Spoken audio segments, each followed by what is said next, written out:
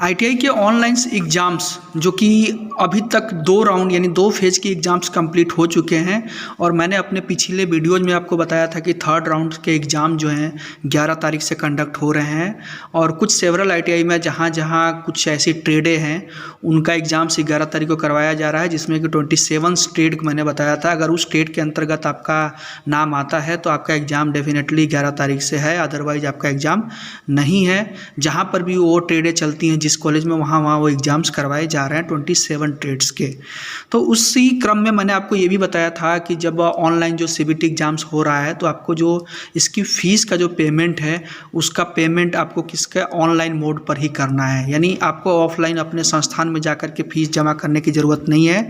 इसका पेमेंट आपको ऑनलाइन करना है और उसको मैंने बताया था उसमें कि जब भी पेमेंट का इसका लिंक खुलेगा तो मैं आपको वीडियोज़ के द्वारा वीडियो के माध्यम से पूरी प्रक्रिया इसका बताऊंगा कि किस तरह से आपको फ़ीस का पेमेंट करना है। आपको गूगल में सर्च करना है निमी ऑनलाइन एडमिशन, ठीक है। ये जो पहला आ रहा है इसको सर्च कर लेंगे और इसको जैसे सर्च करेंगे, देखिए सर्च बॉक्स में मैंने क्या डाला था, निमी ऑनलाइन एडमिशन, और आपको डायरेक्ट इसकी वेबसाइट का भी एड्रेस डाल सकते हैं। तो इसका जो पहला इंटरफेस आएगा CITS ऑनलाइन एडमिशन वेबसाइट, इसको हम क्लिक कर लेंगे।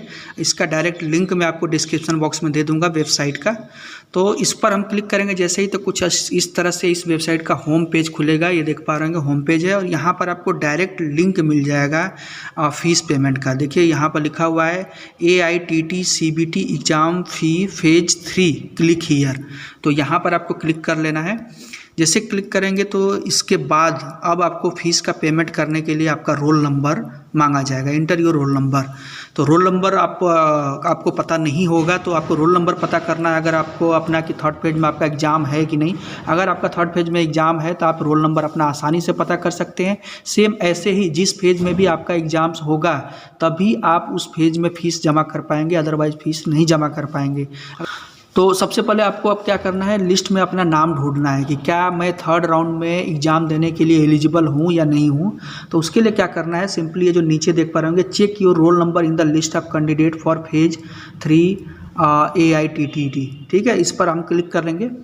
यहाँ पर जैसे क्लिक करेंगे तो ये देख पा रहे होंगे लिस्ट आपके सामने खुल के आ जा रही है ना। ये बहुत लंबी लिस्ट है, बहुत ही, इसमें काफ़ी ज़्यादा स्टूडेंट्स होंगे।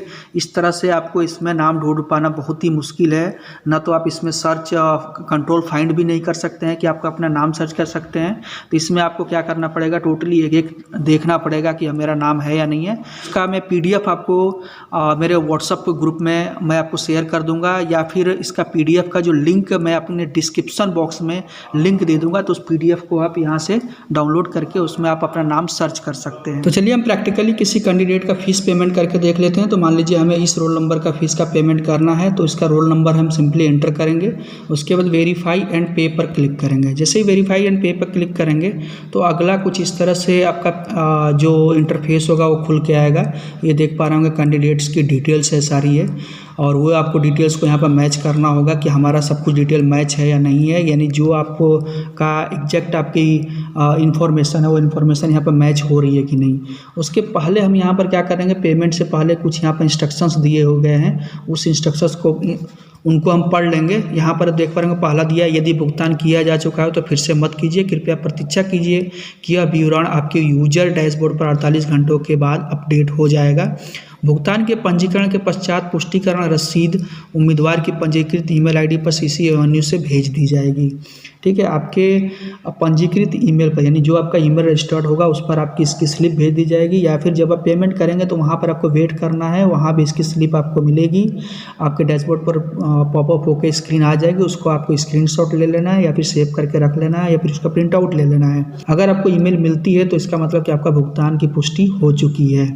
यदि अदायगी पुष्टिकरण सफल प्रदर्शित नहीं होता है तो यह माना जाएगा कि भुगतान नहीं हुआ है और भुगतान के पुष्टिकरण न होने की जिम्मेदारी हमारी नहीं होगी।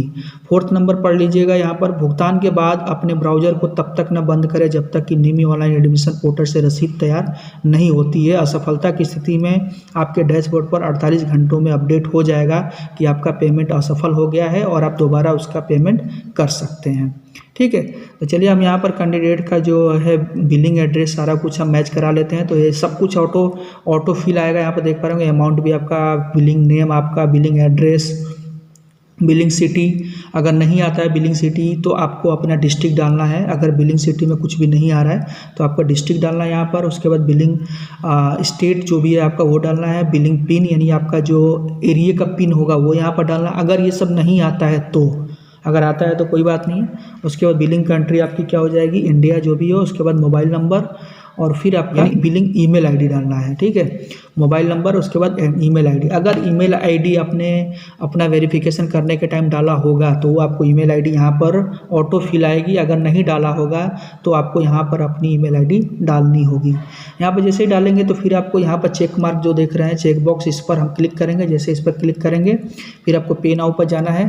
पे नाउ पर जाने के बाद नेक्स्ट आपको कुछ इस तरह से देख पा रहे होंगे, ₹376 का पेमेंट करना है, ठीक है। और ये पेमेंट करने का कोई भी आप ऑप्शन यूज कर सकते हैं, जैसे कि आप क्रेडिट कार्ड, ये देख पा रहे हो credit card, debit card, net banking, cash card, mobile payment, wallet, UPI, EMI option, कोई भी आप इसमें पेमेंट ऑप्शंस को चूज करके आप पेमेंट कर सकते हैं। तो मान लीजिए हमें नेट बैंकिंग से पेमेंट करना है तो हम नेट बैंकिंग पर क्लिक करेंगे। और अगर हमें मोबाइल वॉलेट से पेमेंट करना है तो वॉलेट पर क्लिक करेंगे।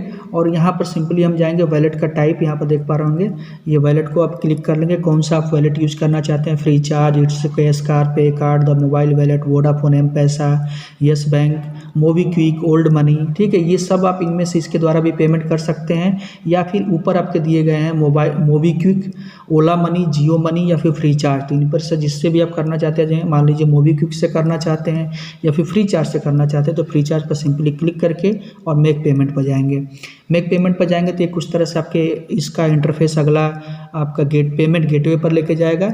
यहाँ आप जो भी पेमेंट का आप मोबाइल नंबर इस फ्री चार्ज पर यूज करते होंगे वो आप मोबाइल नंबर डाल करके लॉगिन कर लेंगे। और लॉगिन करने के बाद आप सिंपली पेमेंट कर सकते हैं। या फिर डेबिट कार्ड से आपको करना है, यानी जो आपके पास ATM कार्ड होते हैं तो उसके लिए डेबिट कार्ड का ऑप्शन सेलेक्ट करेंगे। डेबिट कार्ड, अगर आपके ATM कार्ड है तो उसके लिए डेबिट कार्ड सेलेक्ट करेंगे।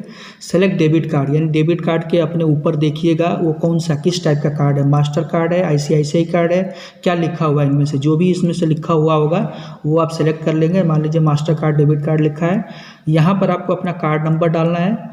और इसके बाद क्या करना है, यहाँ पर कार्ड नंबर डालने के बाद यहाँ पर एक्सपायरी डेट जो होती है आपकी उस पर लिखा होता है आपके कार्ड पर, वो एक्सपायरी डेट, एक्सपायरी ईयर और CVV कोड जो कि आपके कार्ड के पीछे के साइड 3 डिजिट के कोड होते हैं वो एंटर करना है। और फिर यहाँ पर मेक पेमेंट पर क्लिक करना है। जैसे ही मेक पेमेंट पर क्लिक करेंगे तो मेक पेमेंट का पर क्लिक करने के बाद आपके मोबाइल्स पर जो उस बैंक के साथ आपका मोबाइल नंबर रजिस्टर्ड होगा उस पर एक OTP आएगा, उस OTP को एंटर करना है। और OTP को एंटर करने के बाद आप ₹376 का पेमेंट कर पाएंगे। तक आपका फीस पेमेंट करने के बाद आपको अपनी विंडोज को बंद नहीं करना है, कुछ भी नहीं करना है, वैसे ही छोड़ दीजिए जब तक कि आपकी रसीद आपके सामने नहीं आ जाती है। पेमेंट की स्लिप आपके सामने आती है, उसका स्क्रीनशॉट लीजिए अपने प्रूफ के लिए या फिर सेव करके रख लीजिए या फिर प्रिंट आउट ले लीजिए। उसके बाद ही अपने उस जो करंट का आपके सामने डैशबोर्ड यानी पेज खुला हुआ है उसको बंद कीजिए। और उसके बाद अपना ईमेल आईडी भी आपको चेक करते रहना है, जो अपने बिलिंग ईमेल आईडी पर आपका बिलिंग का जो कंफर्मेशन स्लिप है वो भेजी जाएगी, ठीक है।